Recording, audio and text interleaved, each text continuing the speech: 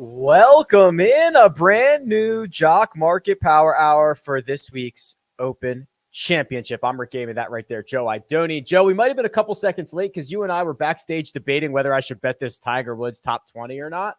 What did we decide? Should I just pull the trigger on it? We're pretty optimistic, aren't we? Yeah, I think you should. I think that's great odds. If we both think it's realistic, yes, you should absolutely do that. We are, surprise, Rick and I are a little bit bullish on Tiger Woods this week. I think it's fair, and I'm sure we'll get to it in just a second. But I know we're going to have a lot of new people this week. There are promos from Jock Market we'll get to in just 1 second. But for those who are coming in, ready to fire away, what are we looking at here, Joe? It's Stock Market DFS. What does the next 45 minutes look like? So the next 45 minutes right now, if you are on your Jock Market app, if you've not tried it, download it in the App Store. Use the promo code POWER. They'll match you up to $100 using that promo code. If you do try it, join the... Are they calling it the British Open? I noticed you're calling it the British Open. Is that for some YouTube algorithm stuff, some sneaky RRG insider stuff? I'm trying to hack the system. Americans don't Google Open Championship. They Google British Open. So I will never call it the British Open, but the title of the content that I put out will say it. I'm trying to hack the system. I knew you were. You're one step ahead of the game as always. But anyways, the next now 43 minutes or so will be the closing IPO hour. So you can bid on shares of every single player in the field. What you think is a good target price for them. You will slowly see their actual price creep up toward that target mark. If it clears the price that you put, you no longer are going to have any shares when this thing closes. As long as it's underneath it, you will be allocated each and every one of those shares as soon as this market closes, and then you can buy and sell throughout the contest. So much fun. We've enjoyed it now for a little over 2 years, and a lot of people I know in the chat have a lot of fun with it. So good to see you. Good to see all you guys back again. Excited for this final major of the year. Every market getting bigger and bigger and bigger. The major championship markets have been phenomenal. They're the two key things that you're looking for here, the share price, which is what we're determining tonight, and then also those guaranteed payouts, Joe. That's really the key here because every finishing position has a guaranteed payout. So if we look back at last week, Tom Kim was $2.56 a share in IPO, but that third place finish paid out $18 a share. So that's $15 a share of a guy that didn't even win or finish runner-up. What a run by Tom Kim. I was looking through some of the stats earlier. Your boy Kurt Kitayama up there over the last 15 tournaments is number one in returning you an ROI. Yeah, if you look at 10 or 15, any market you put it, you max out on all 15 there for Kurt Kitayama. You're basically more than doubling your money in every single contest that you put him in. So it's extremely fun way to play. That sort of illustrates the point that you don't necessarily have to nail a winner. These guys simply have to outperform their expectation based on where that price finishes. That's right. That expectation is kind of what we're going to determine right now, what the market says these guys are worth. We're going to learn about it. And we're going to need to learn about it pretty quickly because this thing kicks off in 5 hours. Yeah, dude, I know. The alarm clocks are set for 1:20, 1:15? Yeah, on the East Coast. Yeah. 10:30 here on the West Coast. Now, the other thing to consider is because they have so much daylight and because everybody goes off number one, these tee times last for 8 hours. Yeah. So that live trading portion, Joe, even when we get through this IPO into live trading, I'm not sure we've seen a market quite like this where everything's being spread out so long. Yeah, you're right. That's a great point. And you can also kind of get a really good feel, I think. And we know, I'm sure we'll talk about the weather and how it can change quickly, but you'll get a good feel for how the course and how particular holes are playing because everyone's going to be playing them in the head out, head back in order like links golf was intended to be played. So it will be fun. There are going to be tons of hours of coverage. You'll have sort of staggered tee times where not as many people are on the course at once as we may be used to. So maybe a little easier to hone in on some opportunities there. The guys over at Jock Market never miss out on a major championship opportunity to do some major promos. So here's the promo that we have for this week, or two of them, I should say. They're both quite easy to accomplish here. There is literal cash bonuses for every $50 that you trade live. $5 in bonuses for every $50 up to a $10 bonus. So put it very clearly, once this thing starts, if you trade $100 worth, they're going to just give you $10. Boom. No need to do anything else. That money is coming into your account. Then the other one, Joe, it's for more money. It's a $500 raffle. And the way to earn tickets is to trade, obviously, shares. And for every $50 that you trade, you get one raffle ticket up to $250 worth, which is 5 tickets. So the way this looks, if you trade $100 live and $250 in total, you are not only going to be handed $10, but you're also going to receive the maximum 5 raffle tickets to win $500. Yeah, they always crush it with these incentives, right? So they're basically giving you 10% of your money back on live trades up to $100, and they're going to throw you in that raffle where I've had a couple people comment to me who've won that. Yeah. $500 can be a big jump start to your portfolio that anyone would be lucky to win. But we're here to sort of talk about the IPO and what kind of prices we can get on these guys right now. Yeah, real quick, because I saw that Jock Market has also started doing multi-day markets for MLB, which is amazing. So I believe they're week long. So the one they have up there right now went from July 12th, which was yesterday. So that was Tuesday, and goes through Sunday. They're evolving, Joe. There are lots of new formats coming, lots of new things coming. I'm very stoked about the future of this. Yeah, lots of new. Exactly. They keep evolving this product and making it better and expanding into new territories. So excited to see where this goes as we lead into next golf season. Maybe we can get like maybe I'm asking too much, but like a FedEx Cup contest that runs for those 3 weeks or something like that, because they have been experimenting with it in other sports.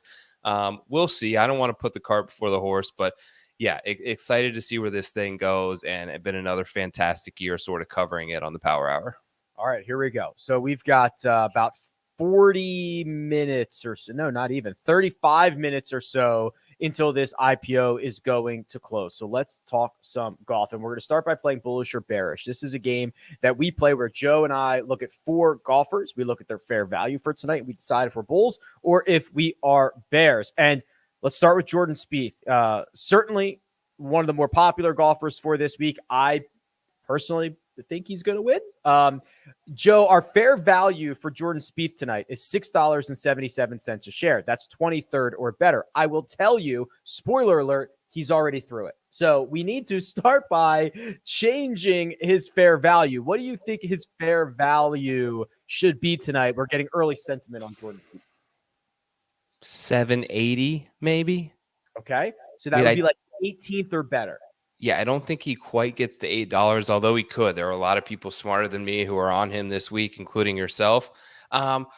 Look, here's the reasons that I like Jordan Spieth, right? I think that he can handle the randomness of links golf really well. He understands how to handle a bad break, how to be in a tough spot, how to still find a way somehow to make birdie or par in many occasions that would really fluster a lot of other players.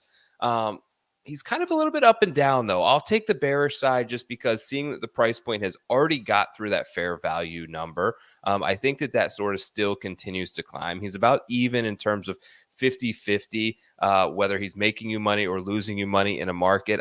It's a little bit somewhat disappointing so far in the major championships, the first 3 of the year, which I also thought set up pretty well for him. I bet him, I believe, in 2 of those majors. So I'll take the bearish side. Why don't you give me your bullish take on old Spieth? Yeah, come on, rookie. I've bet him in all 3 of those majors that he's underperformed in. Listen, I got to give him one more go around. There's just something about link style golf courses that unlock a side of a brain. The side of the brain for Jordan Spieth that are just splendid. And I really just believe that when he gets out there, gets to be creative, gets to be everything that we love and hate about Jordan Spieth, it's really good, and his Open Championship history reflects that. So I'm buying all the way to the top here. I don't necessarily care what the price is going to be. He's the guy that I'm willing to go to battle with. So very bullish on Jordan Spieth. And apparently so is everybody else, Joe, because we're already off to a pretty hot start with him. Yeah, no, very much reason to be. Anyone who's up next? Okay, next up is Brooks Koepka. Let me grab Brooksy's fair. Okay, $5.06, 33rd or better for Brooks. Now a member of Live Golf, which is seemingly providing a discount on a lot of these guys. You look at his market history, not great, obviously. Bullish or bearish on Brooks Koepka? Highly, highly bearish, believe it or not. Things are in a bad way. It's not just the game, it's the mentality, it's everything else on the outside factoring in that I think is amplifying some of the bad play for Brooks. I zoomed out even a little bit because I tried to find like some sort of a positive. Go to the last 19 starts. So the last 19 starts, Rick, is every start since last year's Open Championship. So a full year from last year's Open. He's lost you money in 16 out of 19 of those starts. He's only returned a profit in 3 starts on the PGA Tour in the last year on Jock Market. It's all red. It's blood red. It's bad right now. And I don't see it turning around just yet. I'd like to see some positive signs, and they just haven't been there. This looks like DraftKings stock. 42% down in the red. Oh God. I can say that I own it, unfortunately. 16 losses, 3 wins. I am also bearish. Listen, I don't want to say this too loud. Maybe I'll just whisper it. Brooks might be washed. Like, he might be done. Right. And you still hear there's always these little comments about like maybe the knee's like never going to be 100%, which is kind of something we always knew. And I don't know, man. Like, I think he might legit be washed. Yeah, it's one of those situations that I think started with injury for Brooks. It started with the knee, then it went to the other knee, and now he's dealing with a lingering hip issue that at some point I've heard from some pretty good sources that needs surgery, and he's just kind of postponing it. And that's what happens to a lot of these like big, strong athletes. And the problem with it is it has really affected his confidence and where he thrived the most in being that highly feared player by everyone in the field, and he could show up anywhere virtually and be the alpha in the room. As that went, so is his game, and I just think it's in a bad spot right now. I'm pretty confident in a bearish take on Brooks. All right, next up, maybe we can find a little more optimism in Will Zalatoris. Fair value tonight, $6.67. That's 24th or better. I'm gonna assume he beats that, but Joe, I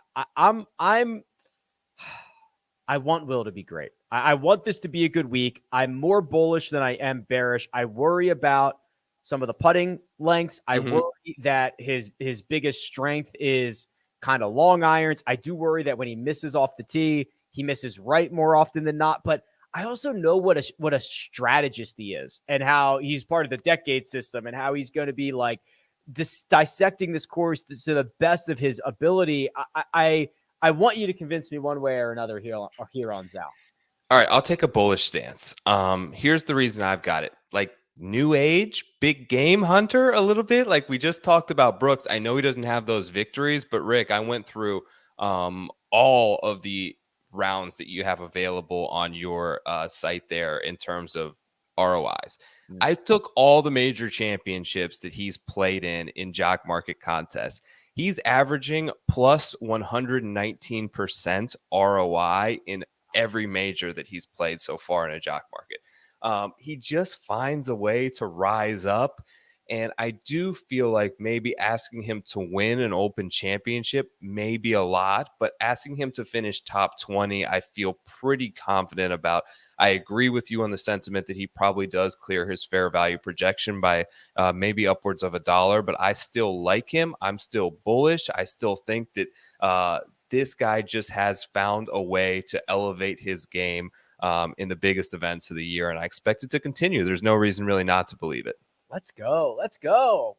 Come on. One time, Will. Go get that W. All right. Lastly, Patrick Reed. There has not been an early movement on Patrick Reed. I can assure you of that. His fair value for this evening, $5.30. That's 32nd or better, Joe. I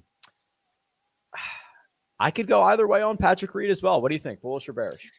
That's kind of a high fair value projection, to be honest. I felt like that would be a little bit lower. I'm overall, in a sense, bullish on his chances this week coming in, I think, relative to his expectations in like a betting market where you can get like some triple digit numbers on him. there's been a noticeable change off the tee since he switched out of these clubs. He's picked up a little bit of distance. I looked at some of the stats, even from Portland, how accurate they are. I have no idea, but was 7th in driving accuracy and was averaging like 305 off the tee. That's good. And when you look at his actual strokes gain stats from the PGA Tour, there was a trend with the irons before he exited that was coming more in line with what we had come to expect out of Patrick Reed. More in line, I think, with his baseline, which was a positive step for me.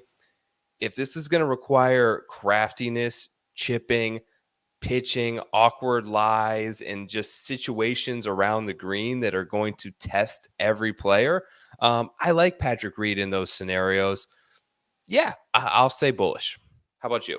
I will say bullish as well. I think there's a lot of different paths for Patrick Reed to get there. This is not like distance is not going to be necessarily required, especially with how firm and fast this golf course already is. I think scrambling is going to be important. I think creativity is going to be important. I think if you can find a hot putter, obviously that's going to be important. I think that he loves that he can play the villain role and try to hoist a claret jug.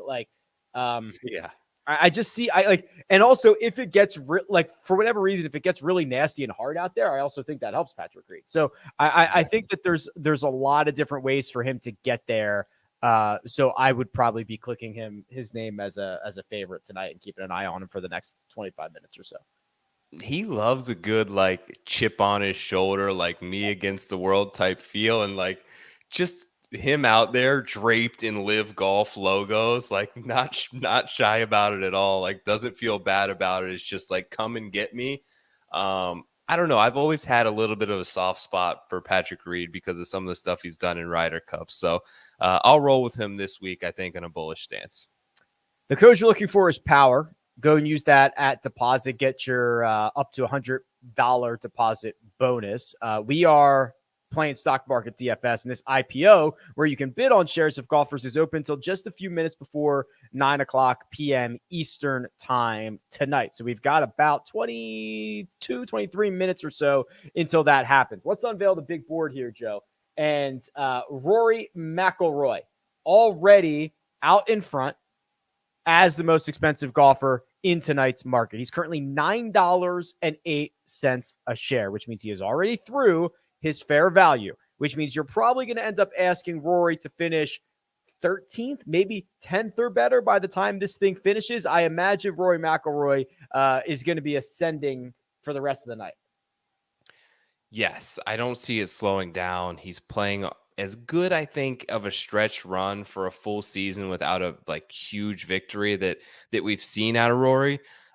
Interesting. Like I found interesting this week some of his comments when I believe he was walking with a Sky Sports reporter, and they were just kind of asking him, is he basically going to just step on his driver all week and like overpower this place like many of us would expect? And he kind of said no. He said that the scoring will be tamed, and he said what Tiger Woods said when he was the best driver of the golf ball in the world when he won here, that the old course is all about placement off the tee. It's about being in the correct positions. Both of them basically, as being the preeminent drivers of the ball, had the same sense that it's not just about overpowering this. It's really about finding the right spots to attack off the tee here, which was interesting to me, which I think in a way could mitigate his biggest strength, but also the fact that he's understanding this now and willing to sort of adapt and, strategize this golf course the way that it needs to be done is positive for me. I do think that he probably gets close to $10, and it's just a little bit risky for me probably at that price. $10.36 at the Travelers, $10.17 at the U.S. Open, $11.25 at the RBC Canadian. Now he turned your profit in two of those. We'll see if he breaks through the $10 mark tonight. Talked about Jordan Spieth already. He's up to $7.08. So we'll go to Xander Schauffele. Look at that. Win. Last two starts here in the cash market. Joe, does he have a third one in store for us?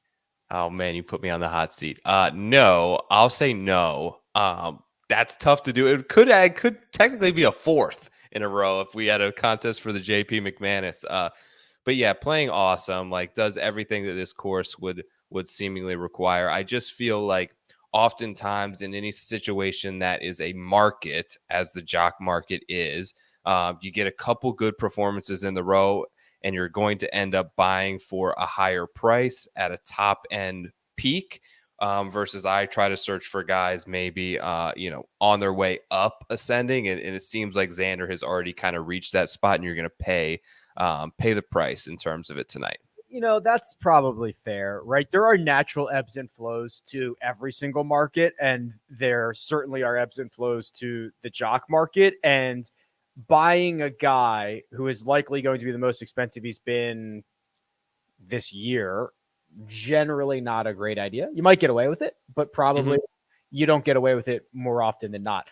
They're starting to line up behind those guys. So Fitzpatrick, Patrick Cantlay, Justin Thomas, and I'll even throw Shane Lowry into the mix, all in the $6.90 range. Does one of those make your short list more than others? I like Justin Thomas the best. I really went back and forth a lot this week between, am I going to bet Justin Thomas or am I going to bet Matt Fitzpatrick? They're both basically the same number. I think that Fitz is probably, they're both playing really well. I think Fitz probably is a better course fit for link style golf, but I think ultimately Justin Thomas is the better player. When these guys' careers end up, and if you zoom out and look at them in a long term, I think that JT is going to be one of the preeminent players in this generation in terms of major championships and wins. And I like him to sort of play better than he has in open championships. His record is not great, but obviously bones on the bag now I think is a big help. So I feel good about JT as the best. Shane Lowry is kind of an anomaly to me. Like, I've had this feeling all week that he just doesn't fit there, right? It seems like he's he's higher than Scheffler, he's higher than Zalatoris, he's higher than John Rahm. Like, these guys are better players than him, and I can respect that Shane Lowry is having a great year, but I'm more apt to take who I think is a better player at a lower price. So Lowry has felt all week in terms of the betting markets or whatever, just to be too inflated that I can get behind. All right, let's flip this around and look at the top 10 golfers. So the way that I'm doing this, Joe, is via pre-rank, which, as you know, is very, very critical here, especially for golf in the jock market, because that's how we break ties. So, for example, Justin Thomas, pre-ranked number 1, he wins every single tie. If there's a 9-way tie for second, guess who's getting the full payout? It's Justin Thomas. So there is inherent value in that pre-rank. John Rahm's the third pre-ranked golfer. I'm not sure that there is a lot of positive momentum towards Jon Rahm tonight, and that would maybe be the first time in jock market history. All is quiet on Jon Rahm and has been that way all week. He's a fair price here. He's a fair price to bet on, and nobody seems to want to go near it. Could present an opportunity, I'm not going to lie to you, where I may get sucked into it. A couple of the interesting ones to me are a little bit further down in that top 10. Like, what do we do with DJ? What do we do with Morikawa? What do we do with Hideki? I have a lot of question marks around all three of those guys, but could see myself at 858 here when they are having a pretty attractive price, ending up with shares of all of them and taking my chances. What do you think? Yeah, DJ still $2 a share. Colin Morikawa $2.22, Hideki $1, even Victor Hovland $1 at the moment. Boy. Yeah, I mean, there are definitely more questions than answers. Let's try to roll some guys in and out. I mean, Hideki does not have great Open Championship history. He's coming off of a miscut at the Scottish Open. If Hideki goes out and wins this and I'm not a part of it, fine. I think I can live with that.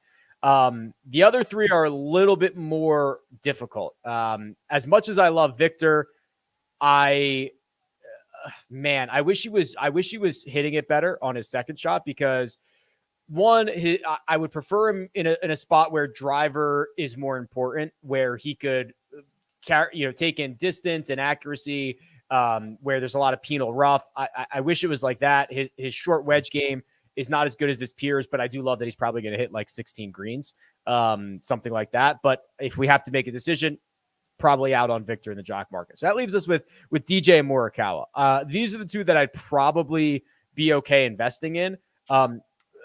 Morikawa, like, we heard the same stuff last year. We saw flashes of absolute brilliance for 3 rounds at the U.S. Open. the kid will figure it out. Like, he's going to figure it out. He has countless times. He's in a 19 event winless streak, Joe. Guys would die for a 19 event winless drought. You know what I mean? Like, it's crazy. And then DJ, I think this is kind of one of your final cracks at getting DJ at I guess we'll play at Augusta for a while, but like at a non-Augusta major, right? And this is a pretty good setup for him. I think he was the 18-hole and 36-hole leader in 2015. His game hasn't been as sharp, but like, again, seeing flashes of it, I'm okay buying in on DJ and Morikawa. Yeah, I like DJ. I bet DJ this week. Morikawa was interesting to me, so I had him at the U.S. Open because I thought he was a great price. All things considered, where he was at coming into this season, I mean, he was world number one around this time last year. Been a disappointing year for him. He's had to kind of figure some things out. That said, 2 top 5s in 2 of the 3 majors coming in, going back and defending the Claret Jug this week. I feel relatively good that where you can probably get an affordable price on Colin Morikawa that holds itself a good bit of upside tonight. He's up to $2.50. DJ got a bump up to $5 a share. Let's find some notables here as I scroll through this. Where I was trying to just find Tiger, but I couldn't find it. Let me try to flip this around here. I did put that bet in, Joe. Here he is, $4 a share for Tiger Woods right now, 77th pre-ranked. I'm sure we both talked a lot about Tiger Woods this week. I just convinced myself to bet him inside the top 20. I'm quite bullish. What price are we stopping at when it comes to Tiger?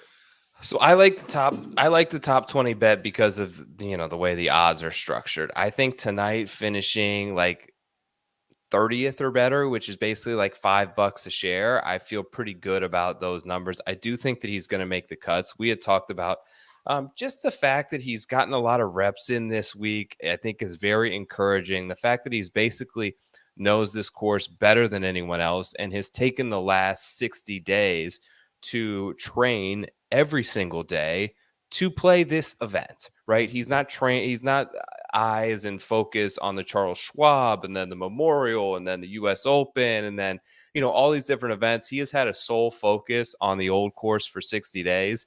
And I do think that at some point he's going to be a factor and of course will be a storyline. And I hope more than anything that he can get himself into contention on a Sunday. Wouldn't that just be the best?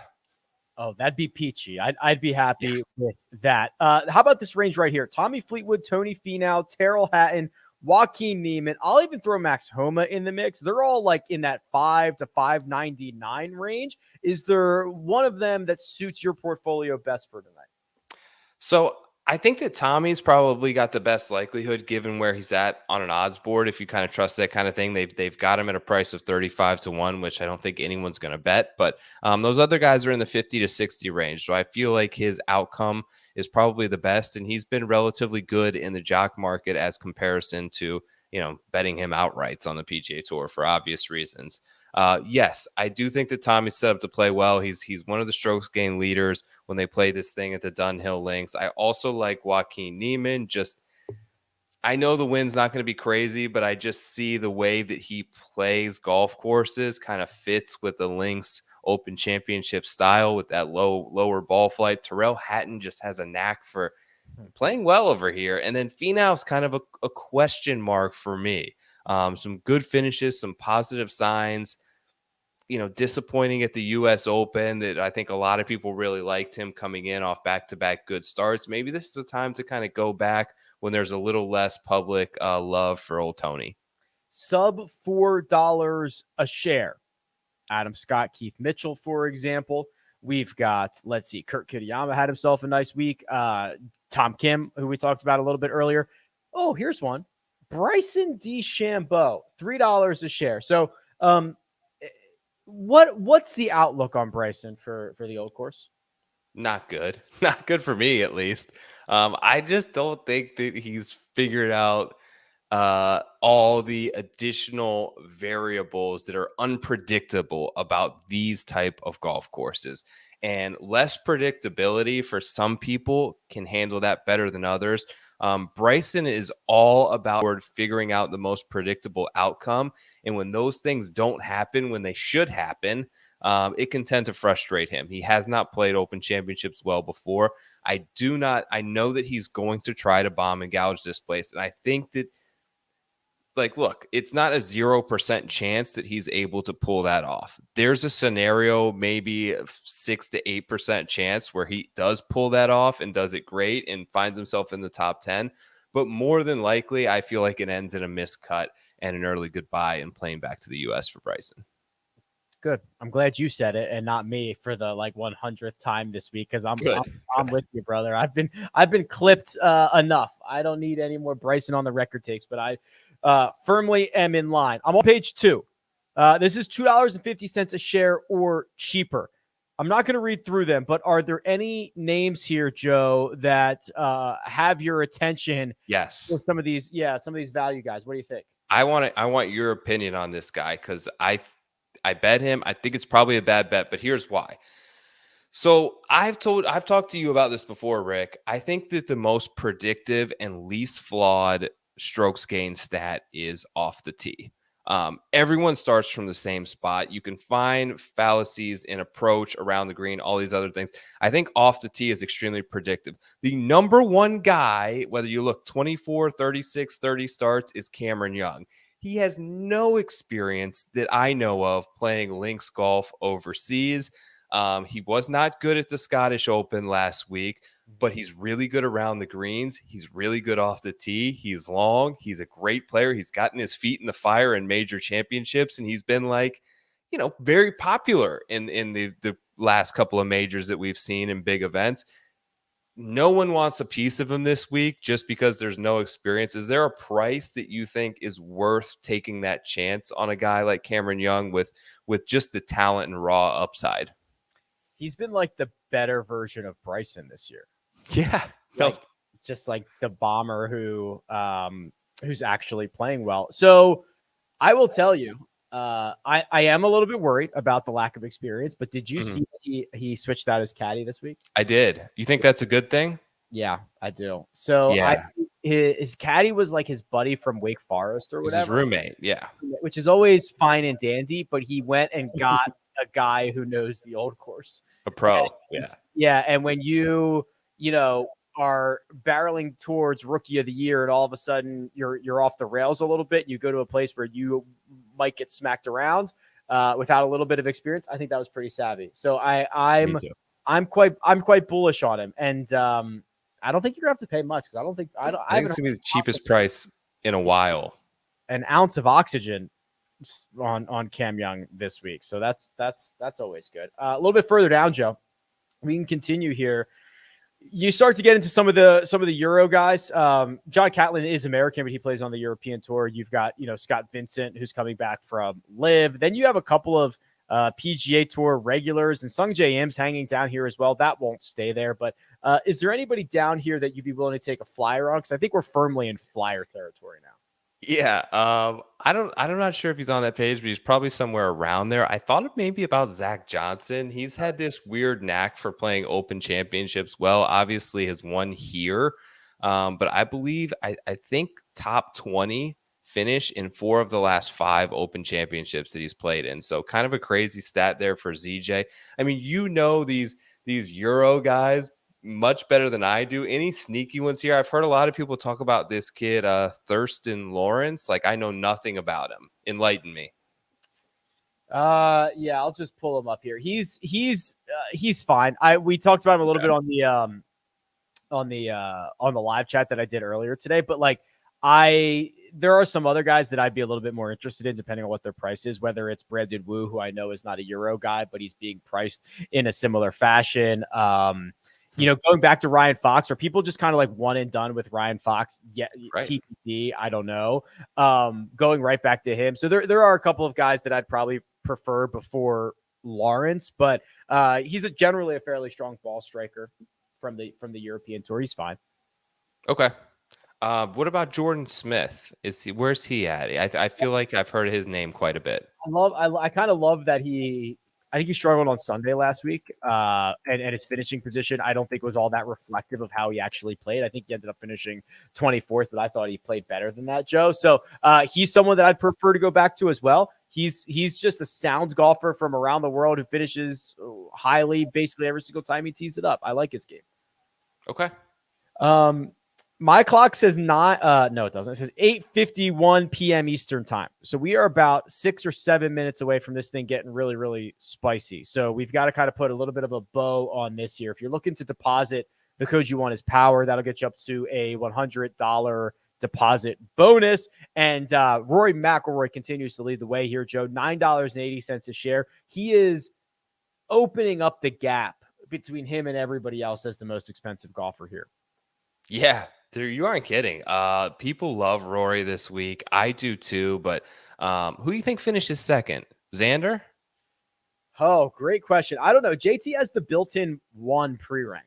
That's pretty valuable, especially guys at the top of the board, deciding between like a 3rd place payout and like a 5th place payout. I will say JT gets there. Okay.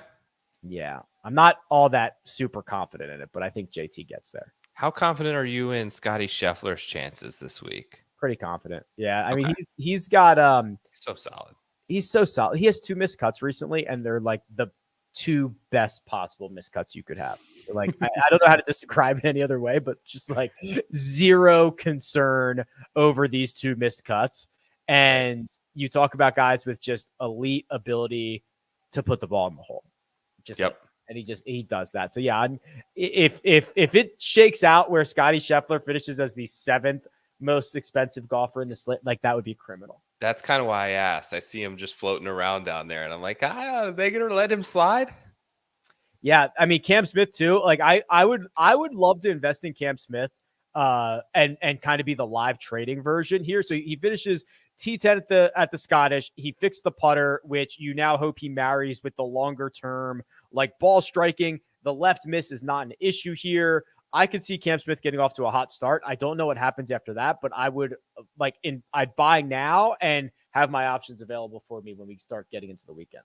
Yeah, I like Cam Smith is a volatile option, which isn't always the most sound play in jock market, but I do love his winning upside, and to really turn a substantial profit, you need that $25 payout that goes to first place. 8:53 p.m. Eastern time by my clock, Joe. I got to let you go. It's a big market. All right, buddy. Got to go do your thing. So for those who are just tuning in, Joe is now going to go and try to battle you.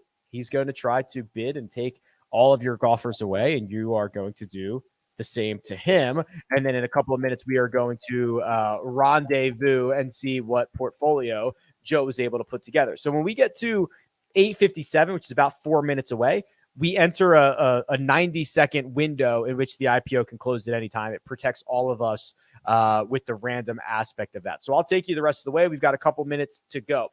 And as we do, Rory McIlroy continues to be the man at the top. $9.80 a share. $9.80 is essentially asking him to finish 12th or better. So if you're buying Rory up at that price, you need basically a top 10 for him to turn you a profit, give or take a couple of spots. Xander has indeed pushed in front of Justin Thomas. He's now the 2nd most expensive golfer, $8.06, coming off of back-to-back wins here in the jock market, with the 2 buddies, JT and Jordan Spieth, filing in right behind. Scotty Scheffler has now surpassed Patrick Cantlay, John Rahm, Matt Fitzpatrick, who's now the 5th most expensive golfer. That is starting to shake itself out, but there continues to be a general lack of confidence in John Rahm. He's currently $7.51. He has never, I stand corrected, one time in his jock market life has he been in the $7 range at the end of IPO. $7.25 at the Zozo Championship. Remember that?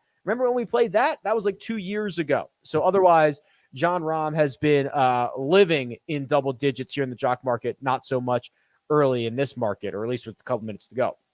Behind him, our U.S. Open champion, Matt Fitzpatrick, coming back looking for more. So he goes, win at the U.S. Open, T6 at the Genesis. That was a 70% ROI at an $8.25 IPO. So Fitzpatrick rocking and rolling. Patrick Cantlay, okay, getting a little bit of momentum in major championships, right? T14 at the US Open, T4 at the Genesis. He's turned you a profit in 3 of his last 4, in 4 of his last 6, and one of them he only lost you 1%, basically a break-even week. So very good golf being played by Patrick Cantlay, especially compared to his sentiment. Let me find a Tiger Woods update. $4.56. So he was $4 a share last time we checked in on him. Now up to $4.56. That is going to ask Tiger to finish about 38th, 37th or better, something like that. So if you're quite bullish on Tiger like I am, that might be a buy spot. Tiger Woods is going to be playing with Max Homa for the first 2 rounds. Max Homa is up to $5.15 a share. I'm shocked that's not higher. Maybe people are a little bit worried that he's playing with Tiger Woods, but all the advanced metrics certainly point in the favor of Max Homa, not only for this event, but for basically every event that he's played in the last 12 months. Let me refresh the big board here. My clock says 8:56 p.m. Eastern time. So we are barreling towards the finish line here. And as we do, Xander Schauffele and Jordan Spieth now are the only 2 golfers in the $8 range, with Rory McIlroy still stuck at that $9.80 mark. So maybe it'll be Xander who'll be the most expensive golfer tonight, unless JT gets a little kick in the butt over the course of the last minute or so. Max Homa now up to 636. There you go. You're seeing a late run on Max Homa. You're seeing a little bit of a late run on both Colin Morikawa and Dustin Johnson. They are $601 and $6 respectively. And Tiger Woods, $456, just $10 cents more expensive. Brooks Koepka up to $466. So Brooksy and the Big Cat very close to one another. Patrick Reed right behind at $4.55, and a little bit further down the board, some guys we mentioned earlier. Jordan Smith is now $3.99. Let's see what else. Let me refresh it because I've got 857. So we could be in that window right now, that 90-second window where this thing can close at any moment. We're in it right now. So let me see if I can steal another refresh or 2 at the top of the board. And Rory hasn't moved. We've been stuck at 980. Stuck at 980 for Rory McIlroy. Xander Schauffele now trying to track him down. Xander's within a buck of Rory McIlroy at $8.88 a share, and Scotty Scheffler is at $8.16. Now JT, the number 1 pre-ranked golfer, is lagging behind. He's $7.99. Justin Thomas has not been in the $7 range since the Tour Championship. And very infrequently has he been this cheap in the past. Let's see. Cam Smith, Shane Lowry, they're moving up incrementally. Sam Burns saw a little bit of a boost there in the last couple of minutes, and Dustin Johnson has now added at least another quarter to his price tag to get him up above Colin Morikawa. We are certainly now in that 90-second window. This IPO is going to close at any moment. We don't know when, but it's going to happen very, very soon. And when it does, I suspect Rory McIlroy will be the most expensive golfer, but he hasn't moved off of $9.80. John Rahm, $8.05. Justin Thomas, $8.08. So JT's not going to finish in the $7 range tonight, but he's still going for one of the cheapest prices that we've seen on him in quite some time. Big boost to Will Zalatoris. I hope that positive sentiment works out for all of you because I've got a big investment in Will Zalatoris, $7.40 a share at the moment. Let's check Victor Hovland, $5.12. That, I believe, is the cheapest top 10 golfer that you can get right now, $5.12 on Victor. And then we just saw a multiple dollar jump from Sung Jae, who's now up to $5.05 a share. And it looks like people are settling in on Tiger Woods at $468. Still live, Joe. Still live, buddy. Still live. All right. I got 8:59 p.m. Eastern time. We have not heard the buzzer yet. See if I can get another refresh in here. All right, there we go. There's the move I was expecting to see. Rory McIlroy now through the $10 mark, $10.16. Oh, JT's trying to get back up there to Xander, $8.44, only 44 cents behind the X-Man, but he might run out of time before we closed. Okay. Shut it down. IPO is closed. Ooh, doggy. How was that? That was quite a flurry over the last 60 seconds there, dude. I was sort of scavenging through the bottom, trying to find some guys who weren't like 60 years old to maybe bid on. But yeah, the IPO closed, so it's probably a good thing. Okay, IPO is closed. We're headed towards live trading right now. We're going to let the dust settle. We're going to let the data come through. We'll update my big board. We'll hear Joe's portfolio. You can let us know in the chat who is in your portfolio. We always love to see those. And remember, a couple of things going on. You've got the deposit bonus. So if you use the code POWER, That'll get you $100 deposit bonus up to $100. If you want to take a part in the raffles and the bonus, the additional bonuses that they have going on for this week's Open Championship, that's very easy to do. For every live trade that you make, or for every $50 that you trade live, you get $5 handed to you. Boom, just like that. Up to $10. So you trade 100 live, you get $10 back. And then for every 50 that you trade in general, you get one raffle ticket, and every raffle ticket gets you entered into a draw to win $500. You can get up to 5 raffle tickets. Okay, Joe, are we ready to rock and roll? Do you have your? Let's roll. All right, let's do it. Joe's portfolio, coming off of a historically large portfolio last week. What'd you get this week? 10 guys. Again? Ooh, you love it. Get those fingers, get that keyboard ready to roll, buddy. Here we go. Make sure it's charged up. All right, let's go. Scott Scheffler, $8.20. I got some shares of him. $7.50. My next guy down the board was Matthew Fitzpatrick. In the low end of the $6 range, I got some shares of Tommy Fleetwood, and Colin Morikawa was $6.15. I feel weird about that one, but felt weird about it at the U.S. Open too. So I hope that one turns out. In the mid $4 range, I ended up with shares of Eldrick Tiger Woods at $4.68. Look, we said $5 and it was hovering around the mid $4s. So yeah. Patrick Reed, also who I was bullish on at $4.50. Then moving down to some cheaper guys. Abe Answer was $3.58. I haven't heard a single person mention his name. I feel like I don't know. Maybe I'm overthinking this, but I feel like if he was still on the PGA Tour, more people would be talking about him this week. So yeah, it seemed like everything was very quiet on him. And then the penny stock guys that I got were Justin Harding, Zach Johnson, and old Padraig Harrington. That was one of the old guys I went with. So those are my 10. If you need me to repeat any, let me know. It's a big portfolio. Drop who you guys got in the chat. Love to see those. Scotty Scheffler, Matt Fitzpatrick, Tommy Fleetwood, Colin Morikawa, Tiger Woods, Patrick Reed, Abraham Answer, Justin Harding, Zach Johnson, Patty Harrington is Joe's portfolio for the 150th Open Championship. I'll tell you what, Joe. If you make money, I think I'll be very happy this week because it looks good. I'm looking at it on the screen here, and just to my eyes, I feel pretty good about what I ended up with. I love it. All right, let's see what we got in the chat here. JG Funk got Connors, Reed, Adam Scott, Mark Leishman, Harris English under $4 a share. That's pretty interesting. Chris Kirk, Mackenzie Hughes, Aaron Wise, EVR, Emiliano Grillo, Zach Johnson. There you go, fellow Zach Johnson owner. Brandon Wu, Trey Molinax. TJ says, wow, I got everything I wanted. That never happens. That would be Dietrich, Donaldson, Wu, Cam Smith, Brooks Koepka, and then Colin Morikawa, as you kind of mentioned, Joe, just fell into his lap. At like six Brooksy, bold move, but I think what did he finish at? I bet it was a very nice price on Brooks if you wanted to take a chance. I'm not ready to reveal that yet, but yes, it was a very nice price. Jordan Spieth for Dylan, along with Cam Smith, Corey Connors, Mark Leishman, Aaron Wise, Harris English. Okay, so we're kind of filling out some of the same guys here. Okay, cool. So here's what I'll do. I'll remind you one last time. The code that you want to deposit with is power. Just go do it. Why are you not doing this? And here's the big board. Rory McIlroy, $10.25 a share. Absolutely no surprise. He was the most expensive golfer in the market. Yeah, no surprise. Cleared that $10 threshold, a good bit higher than his fair value projection, excuse me. You're going to need a top 10 out of him pretty much to pay that off. So good luck to anyone with those shares. The prohibitive favorite coming in, and as he should be. Xander, $888, second most expensive golfer. He did indeed edge out Justin Thomas at $844.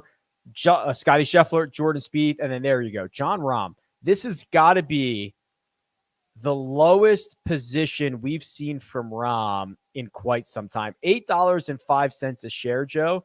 The lowest since the third ever Jock Cash Market he played. Wow. Zozo, that was in 2019. That was the 2019 Zozo because they didn't play it in 2020. They didn't play it in 2022 or 2021, right? That was 2019 Zozo. And a T2 out of him that week. What do you know? John, like if you're there on him, great. I can see why it's worth the roll of the dice. It just wasn't for me. I don't love his chances. I just want to get the date of that. Yeah. Oh, it was okay. So it was October. Oh, I'm sorry.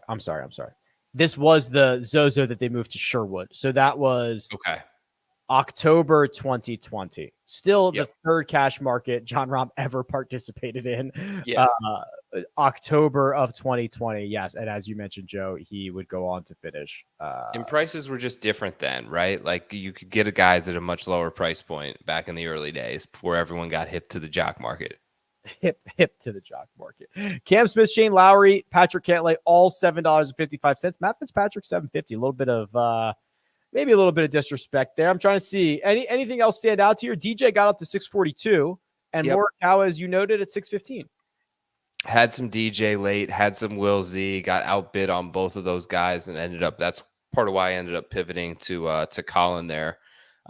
And Fleetwood. So those two guys losing those two shares, but nothing really too surprising. I mean, Max Homa feels high to me. I like Max Homa this week, but positioning him between DJ and Will Zalatoris feels like there's a lot of people like Max Homa. How about this? Colin Morikawa is basically the cheapest he's ever been. He has one other cheaper week. And he's doing that as the defending champion. Yeah, I know. Like, isn't that crazy? Craziness. All right. Fell into my lap. I bet you Victor's like the cheapest he's been in a while. $5.12. Let's see. He was 516 at that Zozo. His very first market ever. He was $4.50. That was the cheapest ever, and everything else he's been more expensive than this. And that was the tour championship. I'm trying to remember if they do that by starting scores, if those are factored in or not. It's straight up shadow leaderboard, except the winner of the event by the PGA Tour's eyes gets that $5 bonus. That's right. Yep. Yeah. So a little bit of a wonky one. Koepka, 472. That's asking him to finish, dude. Like what, 35th or better? Yeah, this is probably crazy hot take express, but I'd rather have Tiger, honestly, right now. I don't think I disagree. Gooch could be interesting at 444. Yeah. Leishman's interesting. I had some shares. I can't believe he only went for 403. I must have just lost out on him, but I was interested in Mark Leishman. I think did he lose in a playoff to ZJ at some point? That was like a 3 or 4 man playoff, wasn't it? So it was I think he was in there. Louis was in it. Yep. It might have been Leishman. Strikes me as a guy who could find his way around here pretty nicely. Well, now I got to look this up. Major championships. Yes. Good memory. Leishman and Louis were in that playoff against Zach Johnson. Thriston Lawrence, who everybody was all hot and bothered by, went for $2.94. And the rest of this board looks like an open championship board. Yeah. Okay, well, we've only just begun because now we enter live trading, Joe, and it's going to be a long Thursday and a long Friday because tee times are all spread out. Do you think that influences how you kind of do this live? Also, do you think the fact that this is going to start overnight changes anything for the market? It could. I wouldn't want to leave an open order out there and wake up at 8 a.m. tomorrow. You just have no idea exactly what's going to happen starting at 1:30 in the morning. Eastern time throws a little bit of a wrinkle in everything. But yes, I do expect, given the incentives also that Jock Market's offering basically 10% back, that we see a good bit of live action take place this week. And you can sell shares of any guys that you have. You can short players now also as well. And you could bid on adding to your portfolio on anyone who has those outstanding shares. So, like you mentioned, we've only just begun, baby. Short them up, short them. See how this all goes. The old course is going to look amazing, and it's going to all start in just a few hours. Joe, it is always a pleasure, my friend. You and I will be back. Here's the hardest question I'm going to ask you all week long. What event is next week? It is the 3M Open. Good job. Very well done. You are a professional. Somebody asked me that earlier, and I was like, I don't know. Usually I'm very good at the schedule. I've been laser focused on this one that I forgot there was golf at all next week, but there is. We go right from the beauty of Scotland, where they've been playing golf since the 1400s, to upstate Minnesota. So we'll be here. There you go. We'll be here same time, same place to do it all again. But until then, follow Joe on Twitter. He's available at TorPicks, and you can find me at RickRunGood. This has been your Jock Market Power Hour for the Open Championship. Thank you. Enjoy.